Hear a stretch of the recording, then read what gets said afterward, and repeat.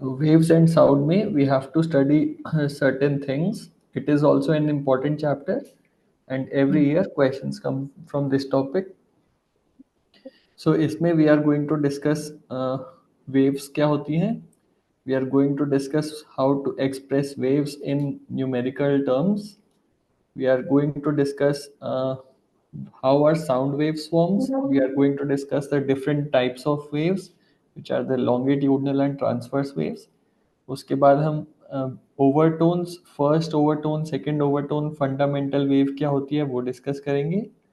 उसके बाद हम बीट्स और फिर डॉपलर इफेक्ट डिस्कस करेंगे. ओके, तो इसमें भी बहुत सारे टॉपिक्स हैं. सो let us start. Okay, so what do you understand by waves? Waves are nothing but something that wavers. Okay, so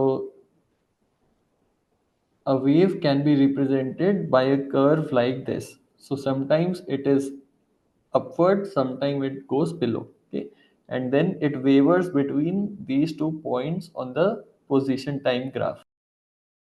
सो अभी तक हमने सिंपल हार्मोनिक ऑसिलेटर में डिस्कस किया था कि अगर हम वाई एक्सिस पे पोजीशन लें और एक्स एक्सिस पे टाइम लें तो a wave can be represented by a sinusoidal curve like this. अब ये जो कर्व है ये किसी एक पॉइंट ऑन द वेव पर फॉर एवरी टाइम का इक्वेशन है.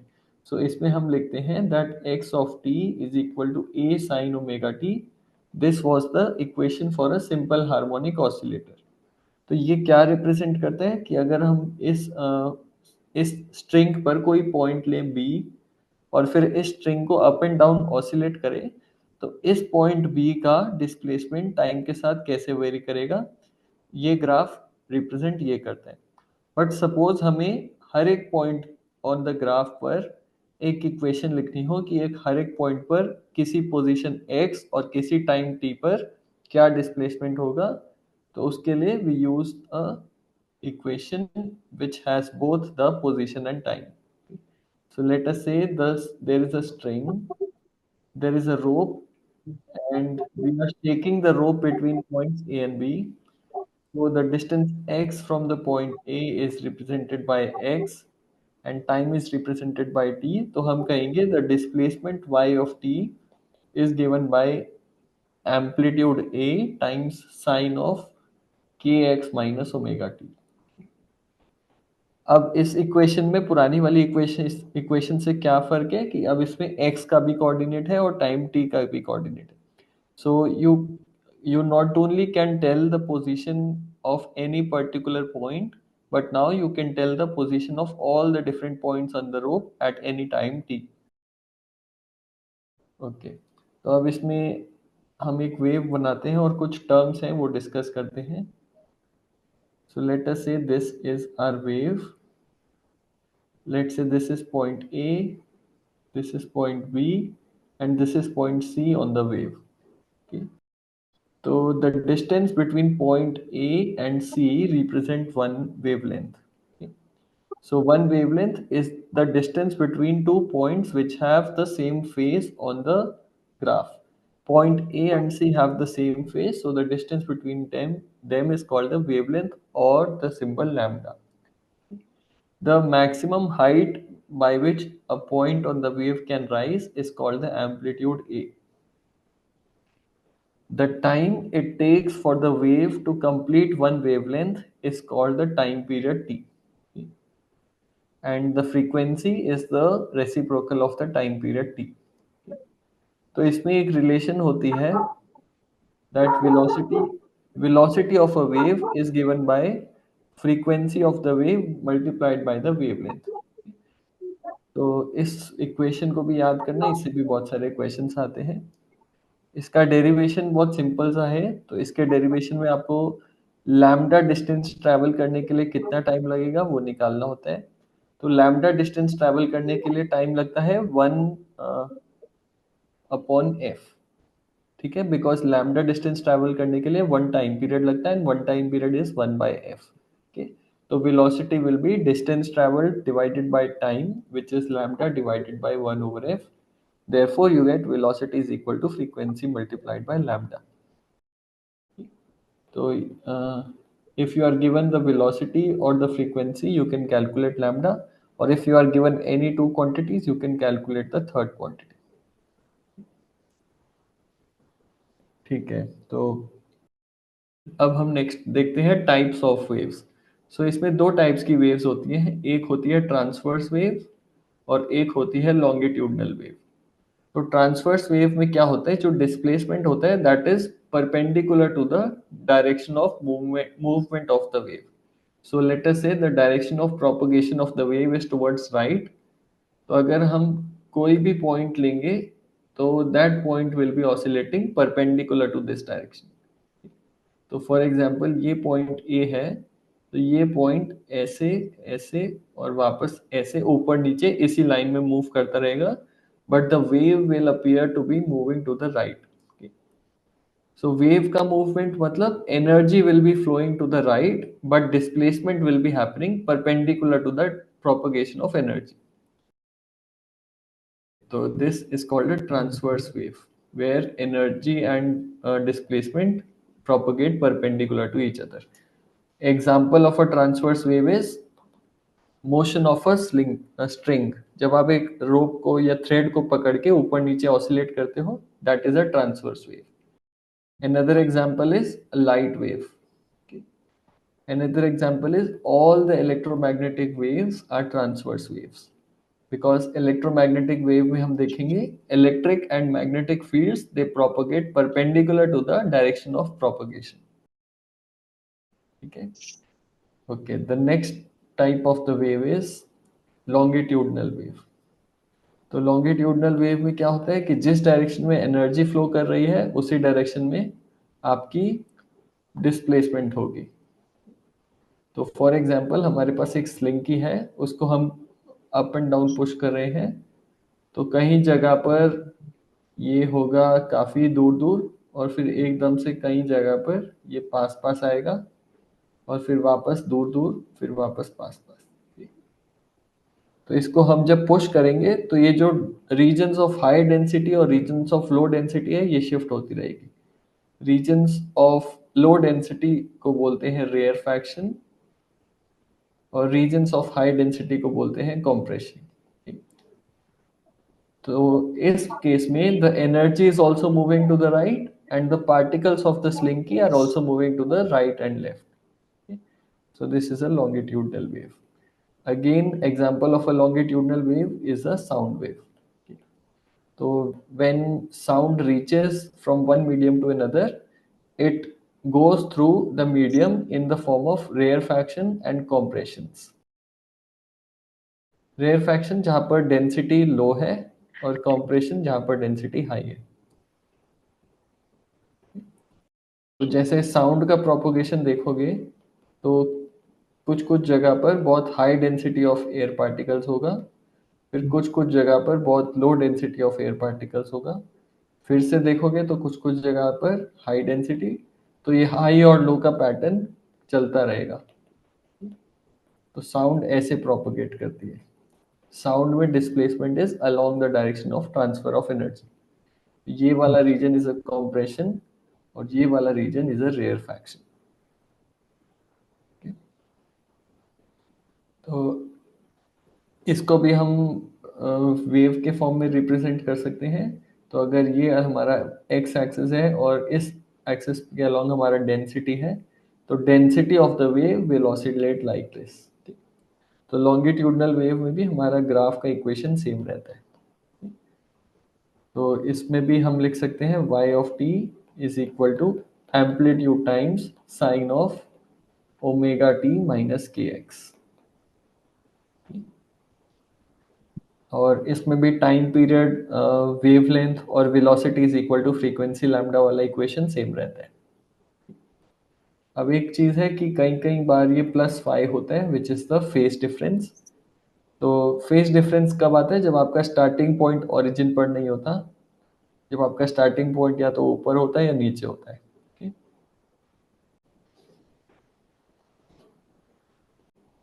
मैं बोल रहा था फेज डिफरेंस क्या होता है। तो मान लो हमारे पास दो वेव्स हैं, एक जो ओरिजिन से स्टार्ट हो रही है तो इसका फेज जीरो है because x is equal to zero, time is equal to zero पर इसका पोजीशन जीरो है। बट एक दूसरा वेव है जो मैक्सिमम एम्पलीट्यूड से स्टार्ट हो रही है, या फिर सेम वेव थोड़े लेटर टाइम पर ऐसे हो जाएगा। तो इस केस में फेज हमारा 90 डिग्रीज होगा या पाई/2 रेडियंस, बिकॉज जीरो टाइम पर ये मैक्सिमम एम्पलीट्यूड पर थी। तो इन दोनों वेव्स का फेज डिफरेंस हो जाएगा फाई इज इक्वल टू पाई/2। तो अगर पहला वाला वेव का हमारा इक्वेशन है y1 is equal to a1 sine omega t minus k x, तो दूसरे वाले का इक्वेशन हो जाएगा y2 is equal to a2 sine omega t minus k x plus पाई/2। पाई/2 will be the phase of the second wave and दोनों का फेज डिफरेंस इज पाई/2। ओके, अब अगर कोई रैंडम वेव दिया हो, उसका फेज डिफरेंस निकालना हो लैम्डा के टर्म्स में, तो एक फॉर्मूला होता है कि phi divided by 2 pi is equal to path difference divided by lambda. तो जैसे इन दोनों वेव्स, अगर हम व्हाइट और रेड वाली वेव देखें तो इनके बीच का पाथ डिफरेंस कितना है, ये क्वांटिटी इनका पाथ डिफरेंस है। मतलब एक वेव दूसरी वेव से कितना आगे है, that is the path difference delta x. तो अगर हमें पाथ डिफरेंस दिया हो और हमें फेज डिफरेंस निकालना हो, तो हम कहेंगे phi divided by 2 pi is equal to delta x divided by lambda. ऐसा इसलिए होता है क्योंकि अगर पाथ डिफरेंस हमारा वन वेवलेंथ के इक्वल हो जाए तो फेज डिफरेंस 2 पाई हो जाता है। तो हम कहेंगे phi is to 2 pi is the same ratio as the path difference is to lambda. तो इस रेशियो को हम सॉल्व करेंगे तो ये इक्वेशन आ जाता है। तो हम कह सकते हैं phi is equal to 2 pi delta x divided by lambda. अगर फेज डिफरेंस जीरो है तो पाथ डिफरेंस भी जीरो होगा। अगर फेज डिफरेंस 2 पाई है, पाथ डिफरेंस लैम्डा होगा। अगर फेज डिफरेंस पाई है तो पाथ डिफरेंस हाफ लैम्डा होगा। तो अब इसमें एक और चीज होती है कि अगर वेव आगे जा रहा हो, अगर energy to the right propagate कर रहा हो, तो इसको बोलते हैं फॉरवर्ड प्रोपोगेटिंग वेव। तो इस केस में हम omega t minus k x लिखते हैं। पर कुछ कुछ केस में वेव पीछे जा रहा होता है, बैकवर्ड। इसको हम बोलते हैं बैकवर्ड प्रोपोगेटिंग वेव। तो बैकवर्ड प्रोपोगेटिंग वेव में हमारा इक्वेशन क्या हो जाता है, omega t minus k x की जगह omega t plus k x हो जाता है। So y is equal to a sine omega t plus k x, और अगर फेज भी है तो plus five. This represents a backward propagating wave. ऐसा इसलिए होता है कि अगर बीच में साइन नेगेटिव है तो जैसे जैसे हमारा टाइम बढ़ेगा तो x भी बढ़ेगा। ठीक है, omega t minus k x हमारा फेज है। तो फॉरवर्ड प्रोपोगेटिंग वेव में जैसे जैसे x बढ़ रहा है वैसे वैसे t भी बढ़ रहा है, तो वेव हमारा आगे जा रहा है। अब अगर बीच में प्लस कर देंगे तो इसमें जैसे जैसे एक x बढ़ेगा तो दूसरा t कम होना पड़ेगा, so that phase remains the same. तो जब प्लस होगा तो हमारा सेम फेज पीछे वाली साइड में होगा। ओके, तो अब हम देखते हैं कुछ फॉर्मूला होते हैं related to velocities of waves. अभी हमने देखा velocity of a wave is given by frequency into lambda. But कुछ केसेस होते हैं जिसमें वेलोसिटी फ्रीक्वेंसी और लैम्डा के टर्म्स में नहीं दिया होता, किसी और फॉर्मूला के बेसिस पे दिया होता है। मान लो हमारे पास कोई मीडियम है जिसके अंदर वेव मूव कर रही है। लेट से ये हमारा मीडियम है। इस मीडियम का हमें पता है density is rho and coefficient of elasticity is given by E. E is the coefficient of elasticity and density of the medium is rho. तो इस मीडियम में velocity of propagation will be given by square root of E by rho। ये formula आपको याद करना है, इसका सीधा सीधा न्यूमेरिकल पूछ लेते हैं। okay? E is the coefficient of elasticity जैसे यंग्स मॉडुलस या फिर शेयर मॉडुलस या फिर बल्क मॉडुलस, इन तीनों में से कोई भी एक, डिपेंडिंग ऑन क्या मीडियम है।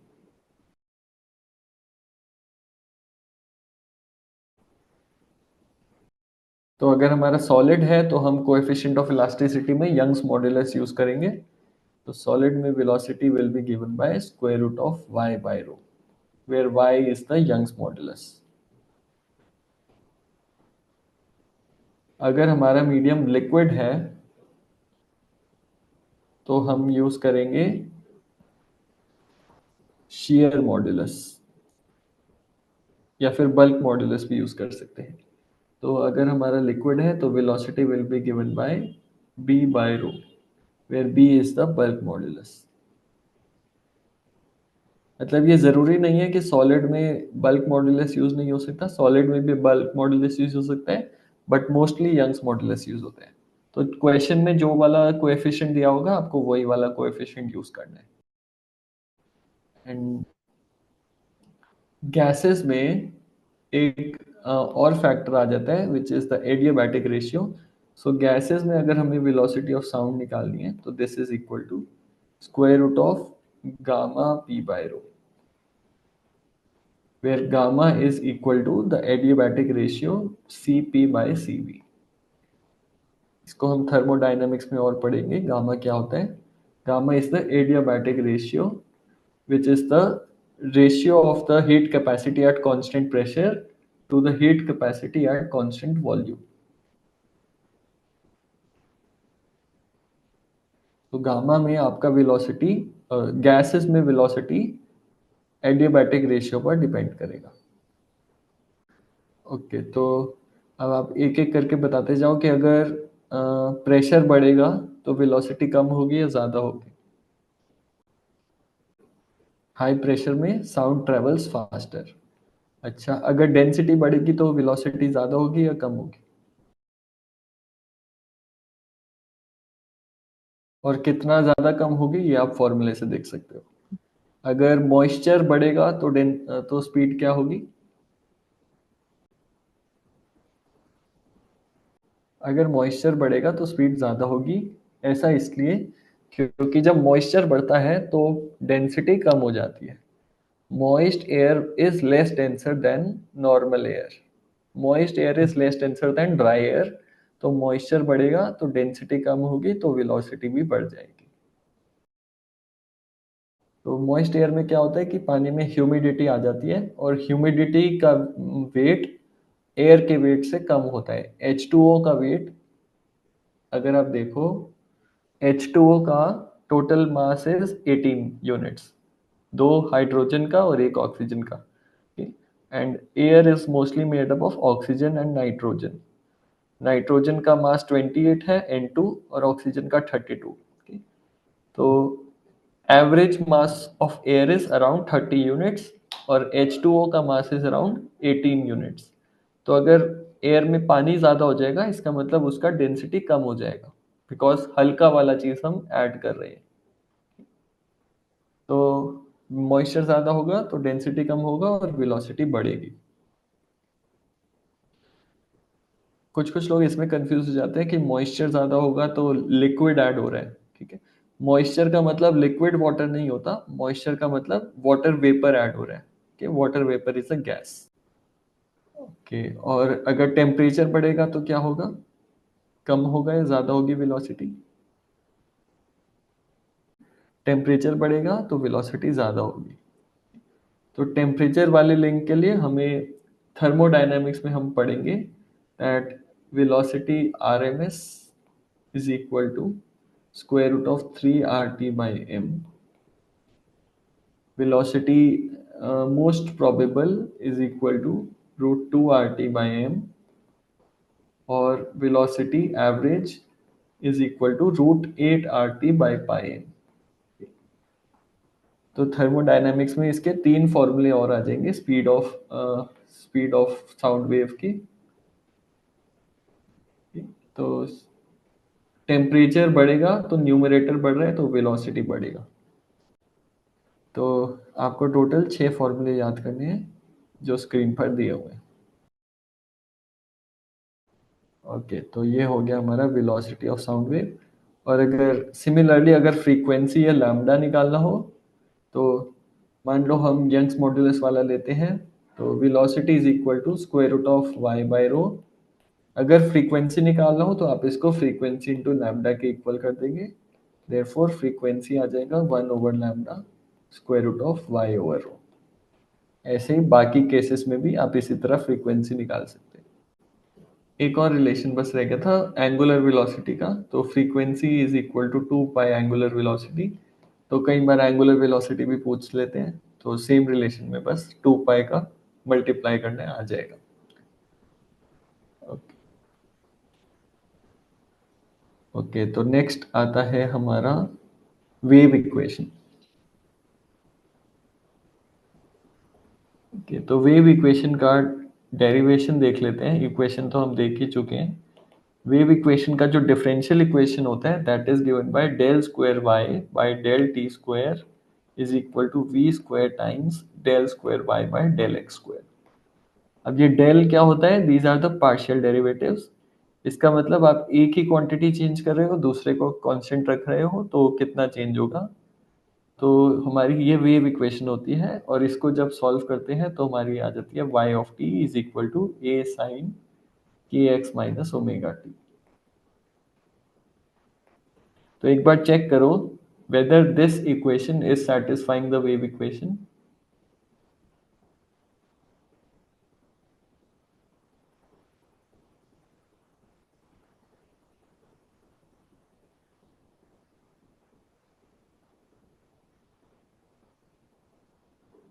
तो जब इस इक्वेशन को सब्स्टिट्यूट करेंगे वेव इक्वेशन में, तो लेफ्ट हैंड साइड आएगा हमारा del square y by del t square. इसका मतलब कांस्टेंट तो सेम रहेगा। आप साइन के अंदर वाले टर्म को टी के रिस्पेक्ट में डेरिवेटिव ले रहे हो दो बारी, तो ओमेगा दो बारी बाहर आ जाएगा, तो we will get a omega square. पहले साइन का कॉस होगा, फिर कॉस का नेगेटिव साइन होगा, तो वापस से sign k x minus omega t. तो ये आ जाएगा हमारा partial derivative with respect to time. अब सिमिलरली जब आप partial derivative with respect to position करोगे, तो ओमेगा की जगह एक्स के साथ जो फैक्टर है वो दो बारी बाहर आएगा। So we will get a k square sine of k x minus omega t. तो अब हम देखेंगे whether this is satisfying the equation or not. So the equation was del square y by del t square is equal to v square del square y by del x square। ये हमारी wave equation थी। तो हम del square y by del x square को substitute करेंगे, तो we get v square a k square sin kx minus omega t।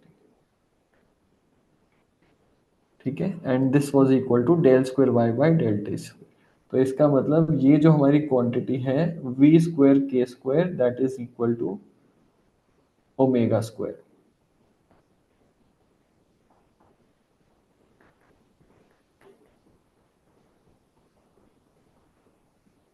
ठीक है, तो if omega square is equal to a v square k square, if this is true then our wave equation is satisfied from the equation y of t is a sin kx minus omega t। तो इसका मतलब we have the new equation which relates omega velocity and k। तो omega is equal to velocity times k, and therefore k is equal to omega by v। This k is also known as the wave number।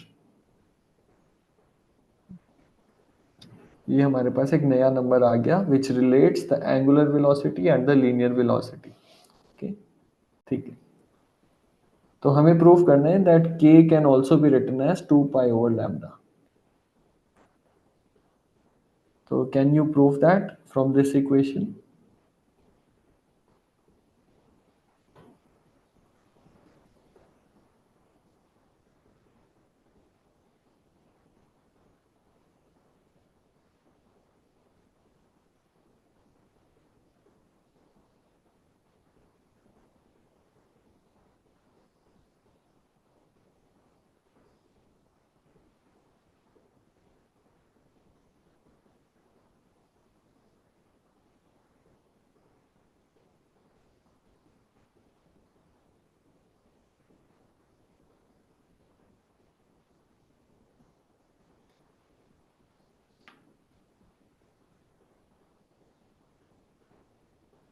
तो omega को हम 2 pi times frequency लिख सकते हैं।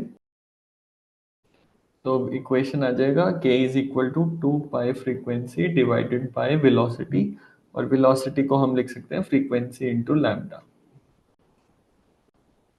Omega is equal to 2 pi f, right? Omega is equal to 2 pi divided by time period और 2 pi times f. तो ये भी बहुत कॉमन मिसकंसेप्शन है that f is equal to 2 pi omega, ये उल्टा होता है। ठीक है, तो हमारा रिलेशन आ जाएगा जो वेव नंबर है that is equal to 2 pi by lambda, and wave number is also equal to omega by b. अब कुछ कुछ टेक्स्ट बुक्स में 1/लैम्डा को वेव नंबर लिखते हैं, ठीक है, पर कुछ कुछ टेक्स्ट बुक्स में 2 पाई बाय लैम्डा को वेव नंबर लिखते हैं, तो उससे फर्क नहीं पड़ता। आपको बस देखना है कि 2 पाई बाय लैम्डा वाला ऑप्शन है तो 2 पाई बाय लैम्डा ले लो, नहीं तो 1/लैम्डा वेव नंबर भी करेक्ट है। ओके, तो अगर किसी क्वेश्चन में आपको एंगुलर वेलोसिटी और वेवलेंथ दिया होगा तो आप वेलोसिटी निकाल सकते हो, और अगर वेव नंबर और वेलोसिटी दिया होगा तो आप एंगुलर वेलोसिटी भी निकाल सकते हो यूजिंग दिस इक्वेशन। ठीक है, अब दो तीन फॉर्मूलेज और हैं इसमें, वो भी याद करने हैं बस। एक है एनर्जी ऑफ प्रोपगेशन। तो एनर्जी का फॉर्मूला इसमें होता है, अगर हमारी वेव है जो स्ट्रेट लाइन में प्रोपगेट कर रही है, मान लो ये हमारा स्ट्रिंग है which is oscillating and medium की डेंसिटी इज रो, तो energy transmission is given by E is equal to 1/2 m omega square amplitude square. तो अगर कोई मास m का पार्टिकल है जो ऑसिलेट कर रहा है अप एंड डाउन, और amplitude of oscillation is given by capital A, तो energy of propagation will be given by E is equal to m omega square A square. But ये वाला कभी नहीं पूछते, हमेशा एनर्जी डेंसिटी पूछते हैं। तो एनर्जी डेंसिटी के लिए हम मास को वॉल्यूम से डिवाइड कर देंगे, तो एनर्जी डेंसिटी आ जाएगा E per unit volume is equal to 1/2 rho omega square A square. तो ये वाला क्वेश्चन हमेशा पूछते हैं, energy density of a moving wave. तो आपको एम्पलीट्यूड दिया होगा, एंगुलर वेलोसिटी दी होगी, आपको एनर्जी डेंसिटी निकालना होगा। तो एक चीज आप देख सकते हो कि energy density is directly proportional to the density, it's proportional to the square of the angular frequency and it's proportional to the square of the amplitude। अब एक और फॉर्मूला है इंटेंसिटी ऑफ अ वेव। तो intensity होती है कि आप पर unit area per unit time कितना एनर्जी ट्रांसमिट हो रहा है। तो फॉर एग्जांपल हमारा ये स्फेयर है, इसके सेंटर से चारों तरफ में वेव्स निकल रहे हैं,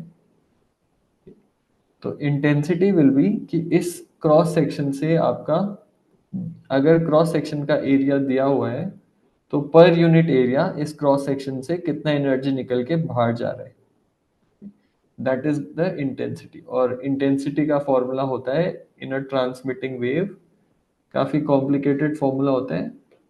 intensity of a wave is given by 2 pi square rho f square v times a square.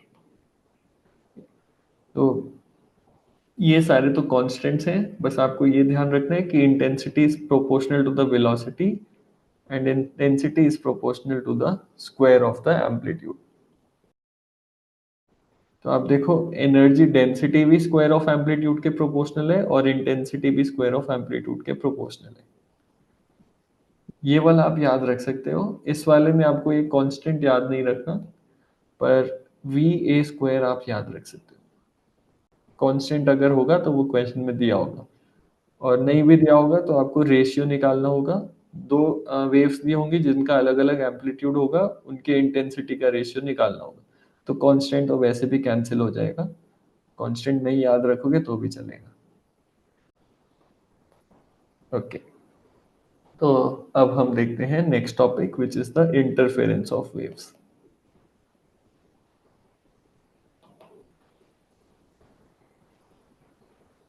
Okay, इस टॉपिक से पहले जब हमने वेलोसिटी के फॉर्मूलेस पढ़े थे, उसमें एक और फॉर्मूला कई बार यूज होता है, वो टेंशन और डेंसिटी के टर्म्स में।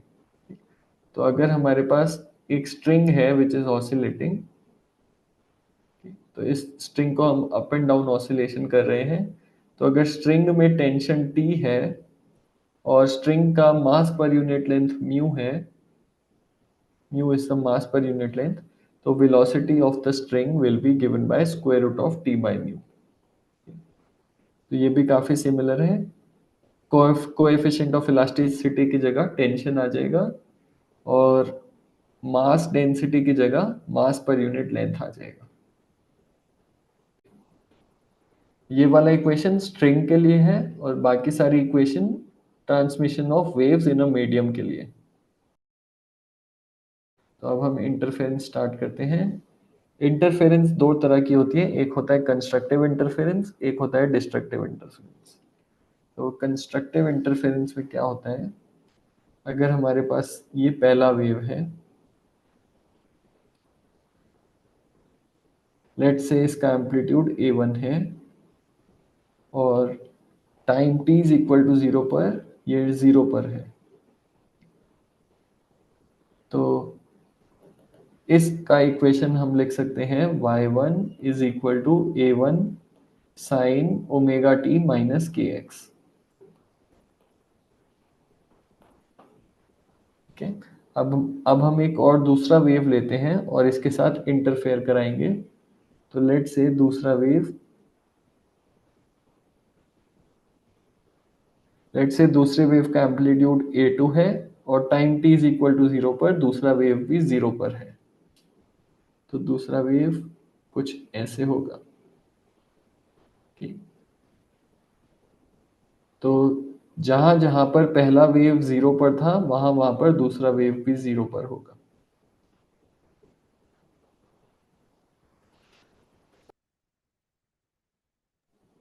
ओके, तो इसको हम बोलेंगे the two waves are in same phase but they have a different amplitude. पहले का एम्पलीट्यूड a1 है, दूसरे का एम्पलीट्यूड a2 है, बट क्योंकि जहां पर पहला वेव 0 पर है वहां पर दूसरा भी 0 पर है और जहां पहला मैग्नीट्यूड हाईएस्ट है वहां दूसरे का भी हाईएस्ट है, therefore the two waves are in the same phase. तो इस केस में हम लिखेंगे y2 is equal to a2 sine k x minus omega t. अब इसमें भी k और ओमेगा सेम रहेगा बिकॉज आप देख सकते हो दोनों वेव्स का वेवलेंथ सेम है, टाइम पीरियड सेम है, फ्रीक्वेंसी सेम है। तो इन दोनों वेव्स को जब हम ऐड करेंगे तो कंस्ट्रक्टिव इंटरफेरेंस होगा और फाइनल एम्पलीट्यूड बन जाएगा a1 प्लस a2। तो लेट्स सपोज हमने दोनों वेव्स को ऐड कर दिया, तो कुछ ऐसा वेव बनेगा जिसका magnitude will B a1 plus a2 और बाकी सब सेम रहेगा। तो y is equal to y1 plus y2 will be given by a1 plus a2, amplitude will be added और बाकी सारे इक्वेशन सेम रहेगा। This is called constructive interference. अब मान लो हमारा दोनों वेव्स के बीच में फेज डिफरेंस होता 2 पाई 4 पाई 6 पाई या फिर 2 पाई के किसी मल्टीपल का, तब भी दोनों इक्वेशन सेम रहते, क्योंकि हम एक वेव को उठा के 2 पाई राइट में भी शिफ्ट कर देंगे तो पैटर्न सेम रहेगा। ओके, तो इसलिए हम कहते हैं कि फेज डिफरेंस अगर if phi is 2n pi, यानी कि 2 पाई का multiple where n is equal to 0 1 2 3, तब कंस्ट्रक्टिव इंटरफेरेंस होगा, क्योंकि एक की लोएस्ट दूसरे की लोएस्ट, पहले की हाईएस्ट दूसरे की हाईएस्ट। या फिर हम पाथ डिफरेंस को भी रिलेट कर सकते हैं, तो हम कह सकते हैं डेल्टा एक्स होगा 0 या फिर लैम्डा या फिर 2 लैम्डा या फिर n lambda, where n is 0 to 1। ओके, तो या तो phi is equal to 2n pi होना चाहिए या delta x is equal to 2n lambda होना चाहिए। नहीं, 2n लैम्डा नहीं, सिर्फ n लैम्डा। तो this is the condition for constructive interference to occur. और इसमें भी आप देख सकते हो जो हमने फेज डिफरेंस और पाथ डिफरेंस का रिलेशन देखा था that is holding, so phi upon 2 pi is equal to delta x upon lambda.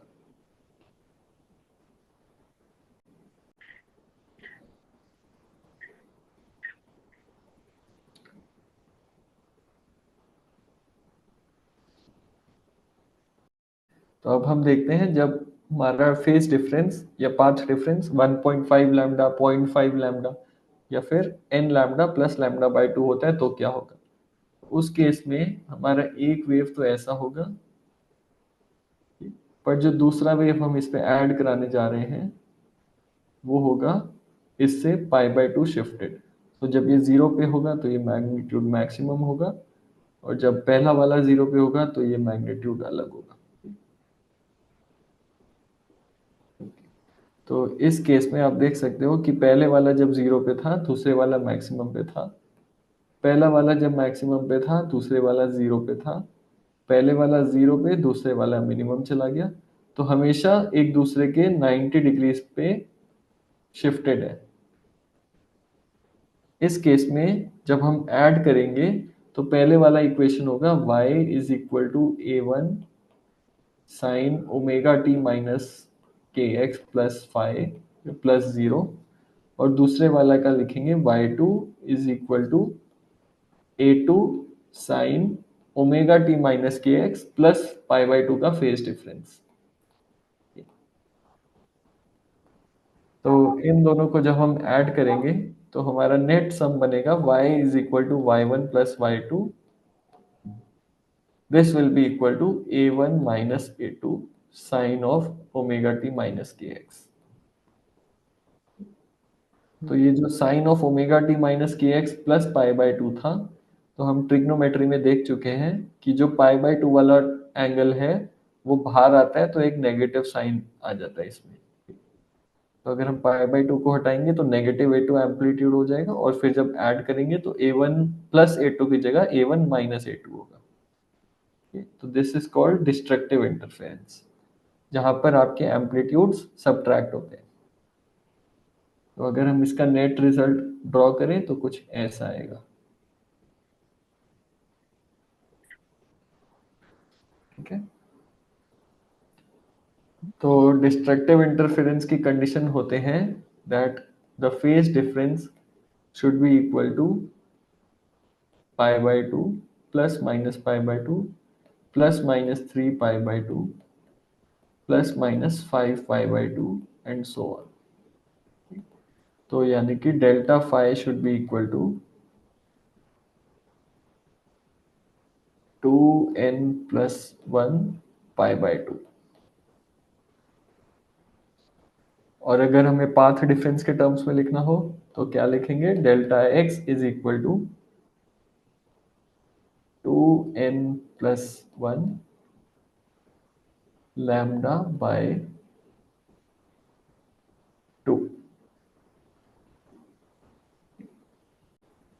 तो जब भी हाफ का मल्टीपल होगा, फुल होल नंबर का मल्टीपल नहीं होगा, तो डिस्ट्रक्टिव इंटरफेरेंस होगा। अब मान लो पाथ डिफरेंस ना तो हाफ है ना फुल है बट बीच का है, जैसे 1.25 लैम्डा का पाथ डिफरेंस है, तो ना तो कंस्ट्रक्टिव इंटरफेरेंस होगा ना डिस्ट्रक्टिव इंटरफेरेंस होगा, कुछ बीच का होगा।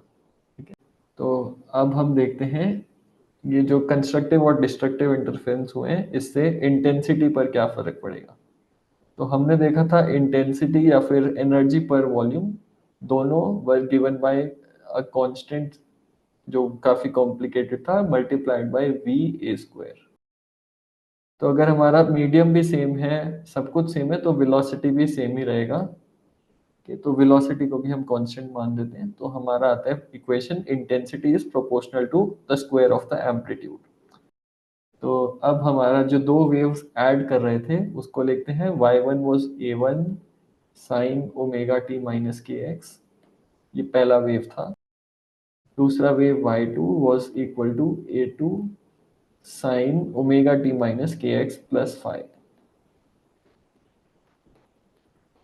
तो जो पहली वाली वेव थी उसका intensity will be I1 is equal to some constant times a1 square. Constant को अभी हम c मान लेते हैं। तो c टाइम्स a1 स्क्वायर, I2 was given by some constant times A2 square. तो जब हम दोनों को ऐड करेंगे y is equal to y one plus y two लिखेंगे, दोनों वेव्स को हमने ऐड किया, तब उसका इंटेंसिटी क्या होगा? क्या उसका इंटेंसिटी I1 प्लस I2 होगा?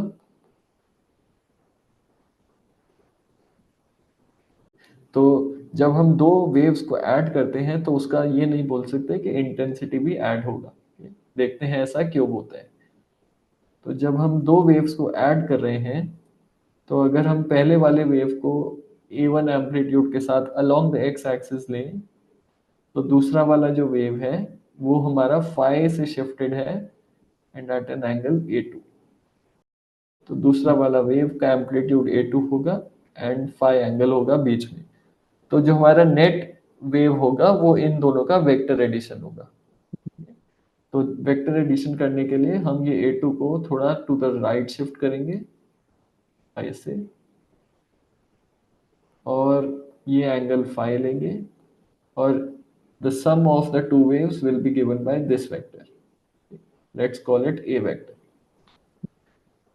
तो इस a का magnitude will be given by the magnitude of a, cosine rule से आता है square root of a1 square plus a2 square plus 2a1 a2 cosine of five.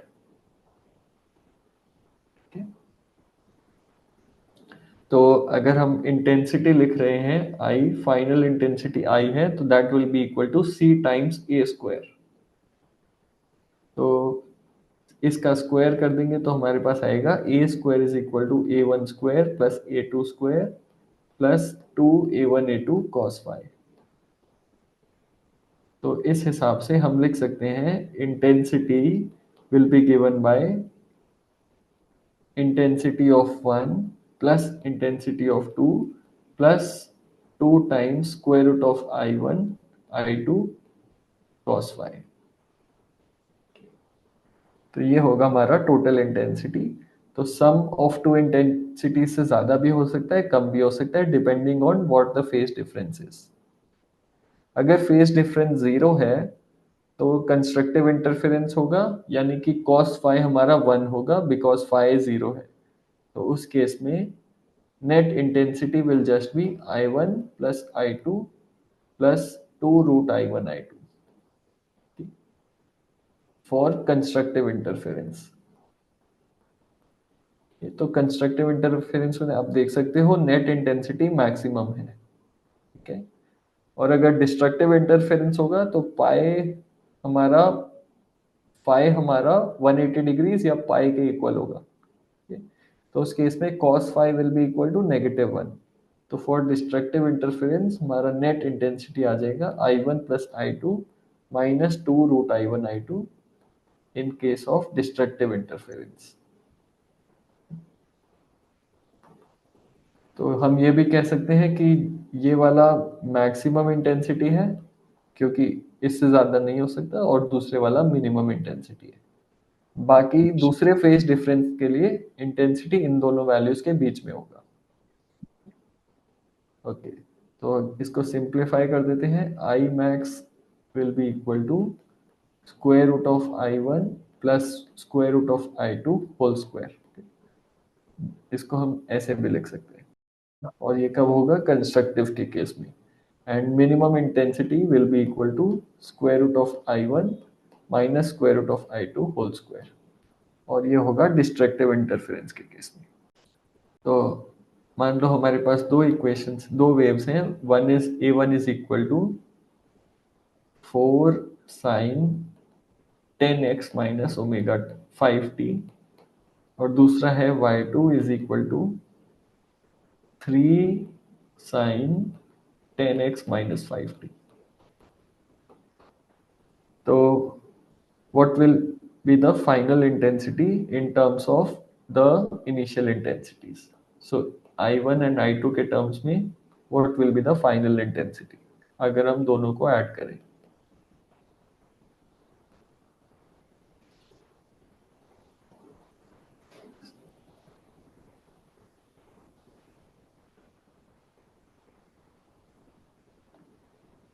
सो इस केस में constructive interference हो रहा है या डिस्ट्रक्टिव इंटरफेरेंस?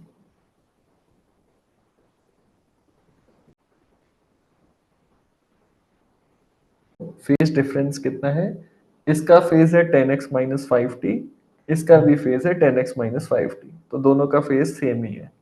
ठीक है, इसका मतलब फेज डिफरेंस 0 है। अगर फेज डिफरेंस पाई/2 होता तो यहाँ पर होता +पाई/2,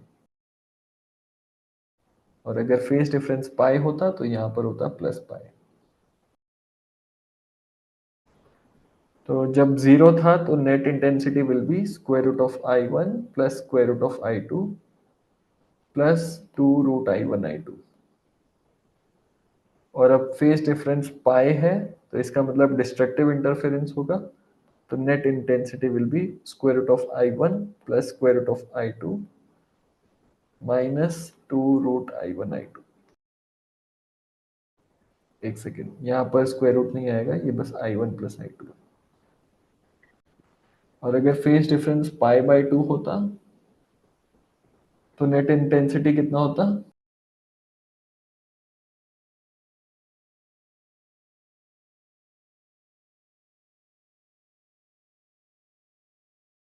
ठीक है, तो ये है फाई इज इक्वल टू पाई/2 के लिए, ये है phi is equal to n pi या पाई के लिए, और ये है फाई इज इक्वल टू 0 के लिए।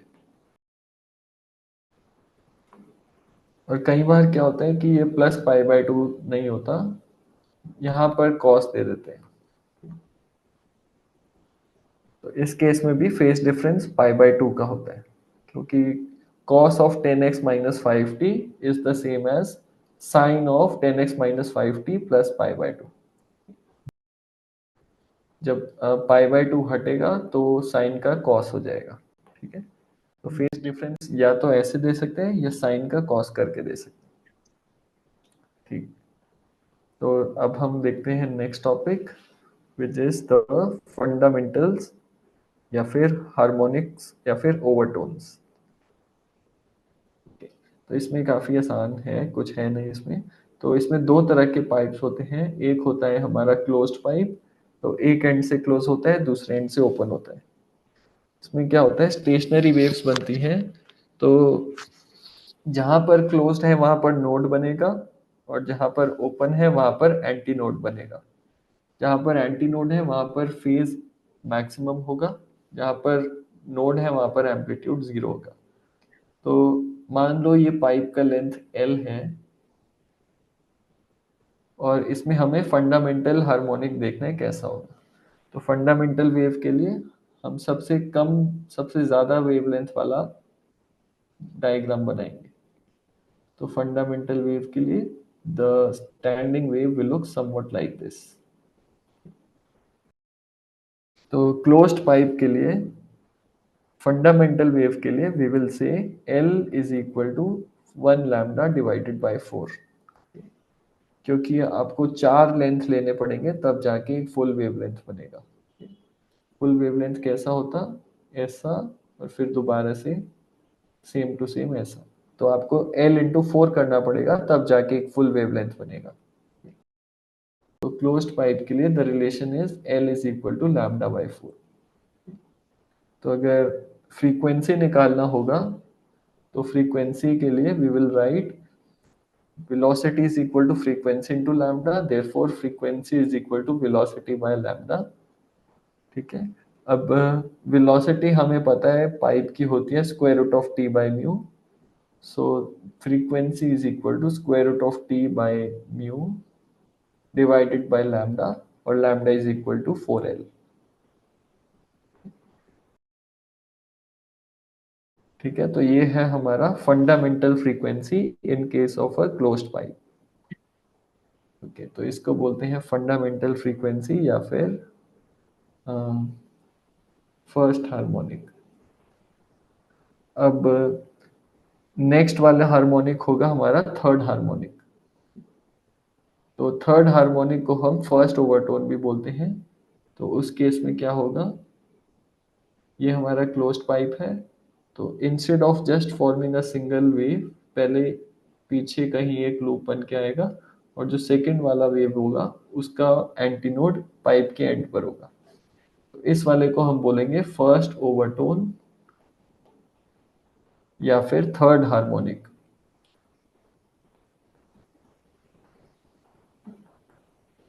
तो क्लोज्ड पाइप के केस में सेकंड हार्मोनिक नहीं होता, सीधा फंडामेंटल या फिर फर्स्ट हार्मोनिक और फिर सेकंड हार्मोनिक को छोड़ के स्किप करके थर्ड हार्मोनिक आ जाता है। तो थर्ड हार्मोनिक या फर्स्ट ओवरटोन के लिए क्या इक्वेशन लिखेंगे? ये होगा एक लैम्डा बाय 2 और ये होगा हमारा लैम्डा बाय 4। तो एल आएगा lambda by 2 plus lambda bye 4 which is 3 lambda by 4। ठीक है, तो हम लिख सकते हैं इस केस में frequency will be given by square root of T by mu divided by 4l/3। तो अगर फंडामेंटल फ्रीक्वेंसी एफ नॉट है तो फर्स्ट ओवरटोन या third harmonic will be given by 3 times the fundamental frequency. तो क्योंकि ये fundamental frequency के 3 times है इसलिए इसको थर्ड हार्मोनिक बोलते हैं। सेकंड हार्मोनिक तब बोलते हैं अगर ये 2 टाइम्स होती। अब हम सेकंड ओवरटोन का डायग्राम देखते हैं। तो सेकंड ओवरटोन में ये पहले, ये तो बड़ा बन गया, पहले एक वेव फिर दूसरा वेव और फिर जब तीसरा जा रहा होगा तो एंटी नोड बनाएगा। तो इस केस में लेंथ कितने लैम्डास के इक्वल होगी? तो ये होगा हमारा लैम्डा बाय 2, फिर ये होगा एक और लैम्डा बाय 2 और ये होगा हमारा लैम्डा बाय 4। तो L is equal to 5 lambda by 4। Therefore, the frequency of the fifth or the third overtone या फिर fifth harmonic will be given by velocity by lambda, which will be given by square root of t over mu divided by 4l by 5। तो ये fundamental frequency के कितने times होगी? 5 times.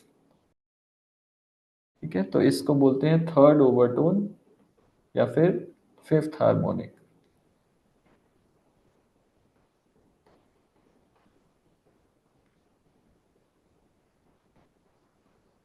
ऐसे ही fourth overtone seventh harmonic होगा, fifth overtone ninth harmonic होगा, sixth overtone 11th harmonic होगा and so on. तो बस आपको सबसे इंपॉर्टेंट चीज है लेंथ और लैम्डा के बीच का रिलेशन निकालना, उसके बाद बहुत आसान है। अब हम देखते हैं ओपन पाइप का कैसा होगा। ओपन पाइप में दोनों ही तरफ हमारे होंगे एंटी नोड और नोड होगा बीच में। तो जो फर्स्ट वाला फंडामेंटल फ्रीक्वेंसी है उसके लिए सेंटर में नोड होगा और दोनों तरफ हमारे एंटी नोड होंगे ऐसे। तो इस केस में लेंथ और लैम्डा का क्या रिलेशन होगा? तो length will be equal to lambda by 2। Therefore, the fundamental frequency for an open pipe will be velocity by lambda, which is square root of t over mu divided by 2l।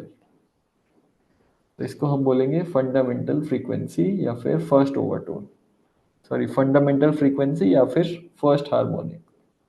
तो ये नाम याद करने हैं क्योंकि कई बार बस पूछ लेते हैं फर्स्ट ओवरटोन या फर्स्ट हार्मोनिक का कितना फ्रीक्वेंसी होगा।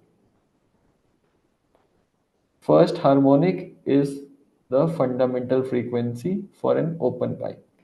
अब हम देखते हैं फर्स्ट ओवरटोन के केस में क्या होगा। तो फर्स्ट ओवरटोन में बीच में हमारे दो नोड्स होंगे और एक वेव पूरा नोड्स के बीच में होगा और दूसरे एज पर भी दो नोड्स होंगे। तो इस केस में लेंथ और लैम्डा का क्या रिलेशन होगा? So L will just be lambda. Therefore, frequency will be velocity by lambda, which is square root of t by mu divided by lambda। तो ये फंडामेंटल के कितने टाइम्स होगा?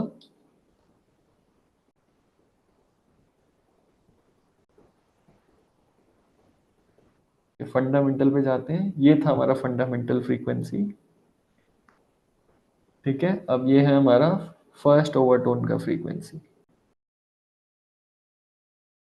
सो फर्स्ट ओवरटोन में frequency is 2 times the fundamental frequency.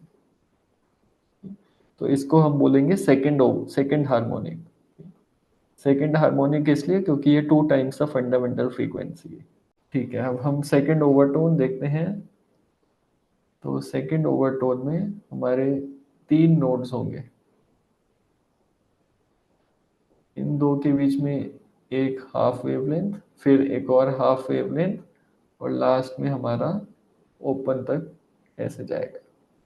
तो इस case में length और लैम्डा का क्या रिलेशन होगा? lambda plus lambda by 2, yes, so 3 lambda by 2, therefore frequency will be equal to velocity by lambda, which is root t by nu divided by 2l by 3। तो ये fundamental के कितने times है? 3 times. So this is 3 fundamental frequency. तो इसको हम बोलेंगे second overtone या फिर थर्ड हार्मोनिक।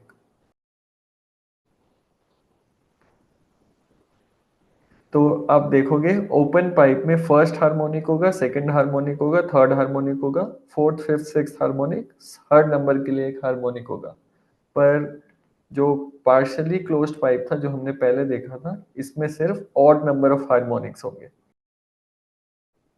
ऐसा इसलिए क्योंकि इसमें जो फ्रीक्वेंसी आ रही थी हर ओवरटोन के लिए, वो odd number of times of the fundamental frequency थी।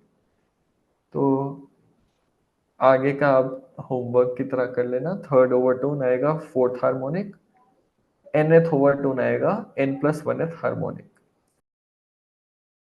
तो ये हो गया हमारा क्लोज्ड पाइप। तो ये पाइप्स में जो वेव्स बनती हैं ये कैसे बनती हैं? पहले हमारी एक वेव जाती है टू द राइट। तो अगर क्लोज्ड पाइप है तो वही वेव रिफ्लेक्ट होके वापस आ जाती है। तो ये रिफ्लेक्ट होके वापस आती है, तो ये पूरा पैटर्न बनाती है। तो इस पाइप के अंदर केवल एक ही फ्रीक्वेंसी की वेव ज्यादा प्रोमिनेंट होगी, जो ये स्टेशनरी वेव बना रही होगी। ठीक है? तो इसीलिए हम बोलते हैं कि जो पाइप्स के अंदर सिर्फ certain number of frequencies can exist. वो वाली फ्रीक्वेंसीज जिन पर दोनों एंड्स पे नोड्स, क्लोज्ड पाइप के केस में, या एक एंड पे नोड और दूसरे एंड पे एंटी नोड बन रहे, सिर्फ वही फ्रीक्वेंसीज एग्जिस्ट करेंगी। बाकी जो फ्रीक्वेंसीज हैं वो डिसिपेट होके जीरो हो जाएंगी। तभी आपने देखा होगा जब आप फ्लूट बजाते हो तो सिर्फ कुछ 4-5 फ्रीक्वेंसीज ही उस फ्लूट से आती हैं, क्योंकि फ्लूट में बीच में जो होल्स होते हैं वहां पर जिस फ्रीक्वेंसी के लिए एंटी नोड बनता है केवल वही फ्रीक्वेंसीज बज पाती हैं। जो उनसे फ्रीक्वेंसीज के लिए वहां पे एंटी नोड नहीं बनता होल्स पर, तो वो वाली फ्रीक्वेंसी फ्लूट पर नहीं बजती। और जब आप फ्लूट के किसी होल पर उंगली रख लेते हैं तो वो एंटी नोड का नोड बन जाता है।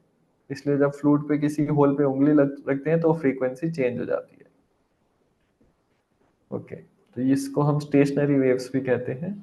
तो इसका कोई भी क्वेश्चन आएगा तो आप ओपन या फिर क्लोज्ड पाइप के अकॉर्डिंग देख लेना।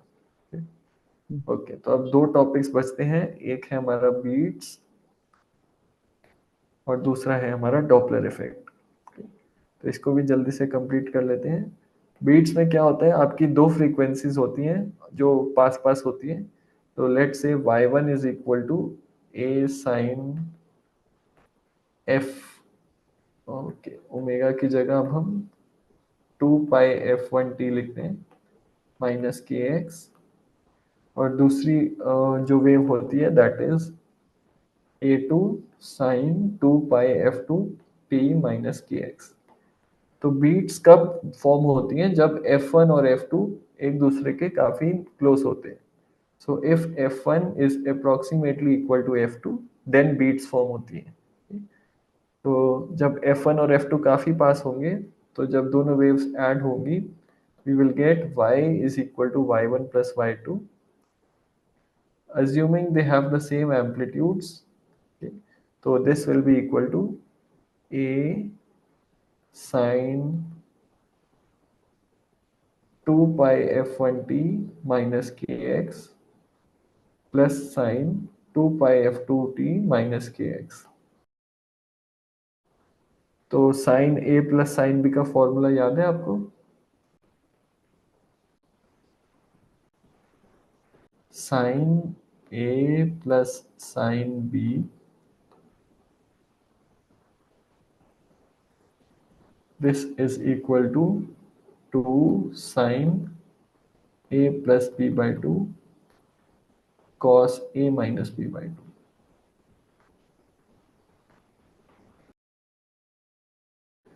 तो ये वाला फॉर्मूला यूज करके हम दोनों वेव्स को ऐड करेंगे, तो we will get y1 plus y two is equal to 2a sine a plus b आ जाएगा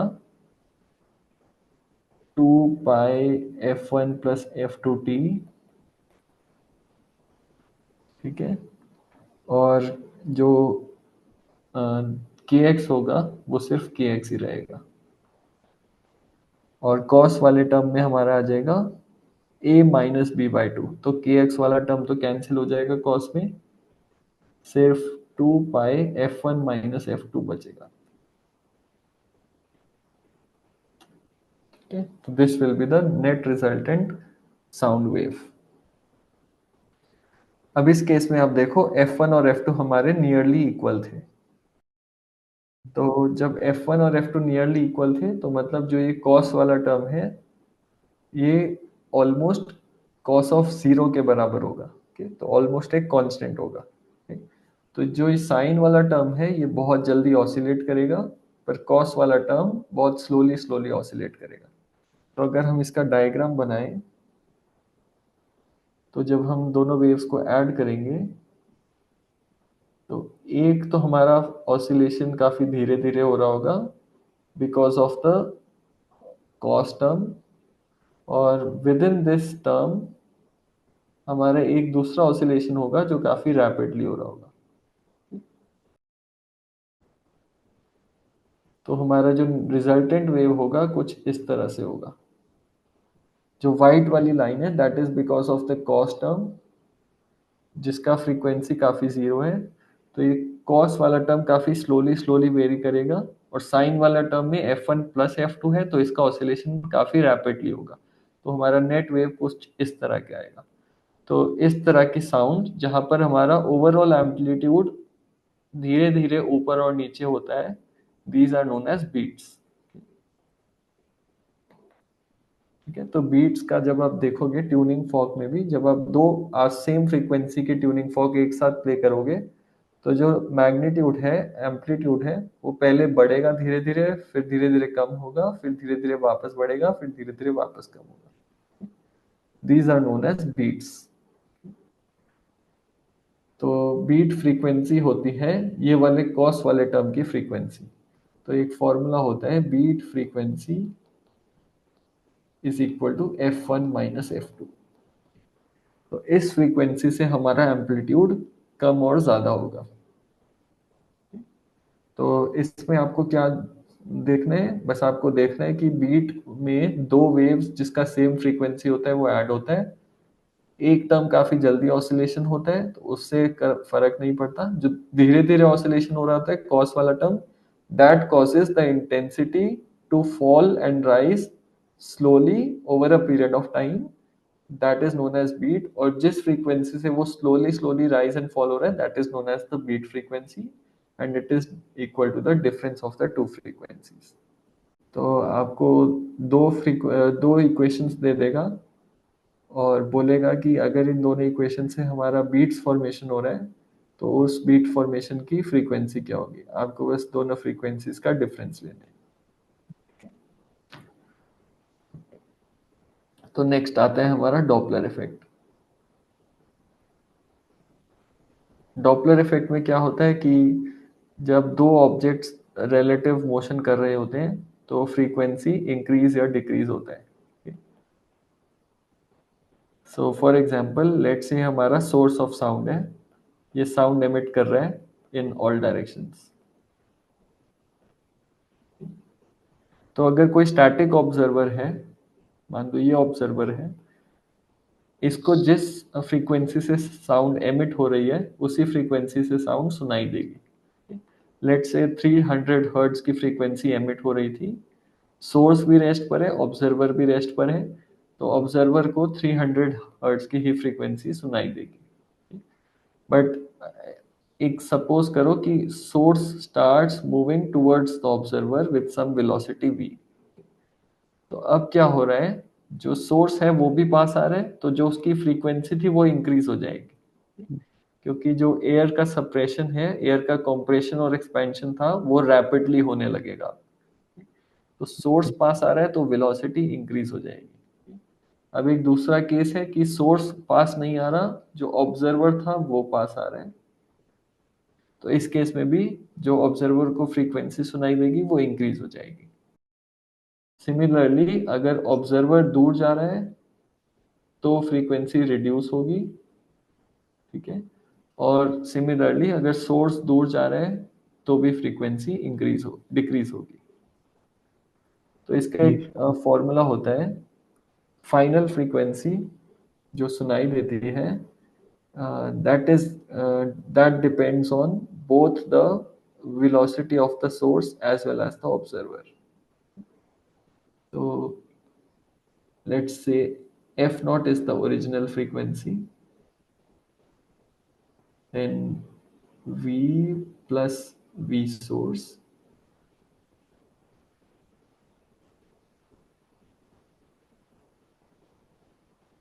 and v plus v observer. So this is the formula for Doppler effect, जहाँ पर f naught is the frequency, original frequency emitted by the source, v is the velocity of sound in still air, v naught is the velocity of the observer, vs is the velocity of the source. दोबारा से बोलता हूँ, F not वो जी। Frequency है जो emit करी होगी source ने, वी है हमारी speed of sound in air या फिर speed of sound in still air, v naught है velocity of observer, v s है वेलोसिटी ऑफ सोर्स। तो आप देखोगे अगर वेलोसिटी ऑफ सोर्स पॉजिटिव है, वेलोसिटी ऑफ ऑब्जर्वर जीरो है, तो डिनोमिनेटर हमारा कम हो रहा है, तो इसका मतलब जो फ्रीक्वेंसी सुनाई दे रही है दैट शुड इंक्रीज। जी। सिमिलरली अगर वेलोसिटी ऑफ सोर्स जीरो है, वेलोसिटी ऑफ ऑब्जर्वर पॉजिटिव है, तो न्यूमरेटर इंक्रीज हो रहा है, तब भी फ्रीक्वेंसी बढ़ रही है। एंड अगर सोर्स पीछे जा रहा है तो डिनोमिनेटर हमारा बढ़ रहा है, फ्रीक्वेंसी कम हो रही है। ओके, तो इसका एक एग्जांपल लेते हैं। मान लो speed of sound in still air is v is equal to 330 metre per second. अब एक एम्बुलेंस है जो कि साउंड एमिट कर रही है, that is moving towards a person standing at rest at a speed of v uh, v1 is equal to 30 meters per second. So if the person is standing still, what will be the frequency that the person will hear if the original frequency of the sound emitted is 100 hertz?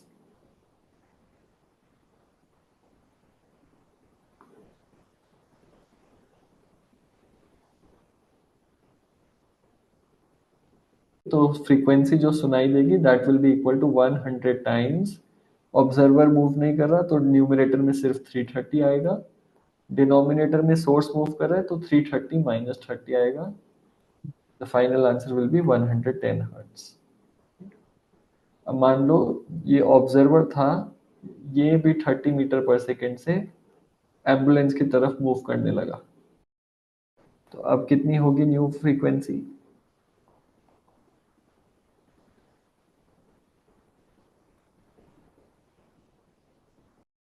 New frequency होगी 100 times 330 plus 30 divided by 330 minus 30।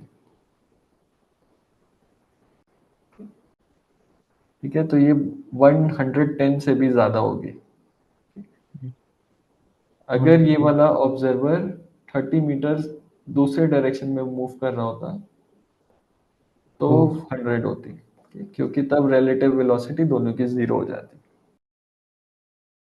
ठीक है, तो ये था Doppler effect. जब relative motion एक दूसरे की तरफ होगा तो वेलोसिटी फ्रीक्वेंसी इंक्रीज होगी, जब रिलेटिव मोशन एक दूसरे से दूर होगा तो फ्रीक्वेंसी डिक्रीज होगी।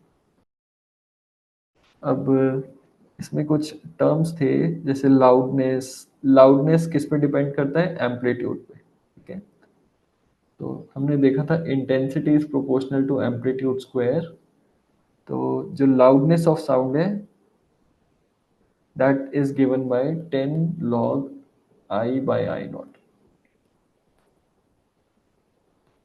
तो ये लाउडनेस की यूनिट्स होती है डेसिबल। तो अगर इंटेंसिटी हाई होगी तो लाउडनेस हाई होगी। आई नॉट एक स्टैंडर्ड इंटेंसिटी है, वो दिया होता है जनरली कुछ 10⁻⁻12 होती है, पर इतना याद नहीं रखना, वो क्वेश्चन में दिया होता है।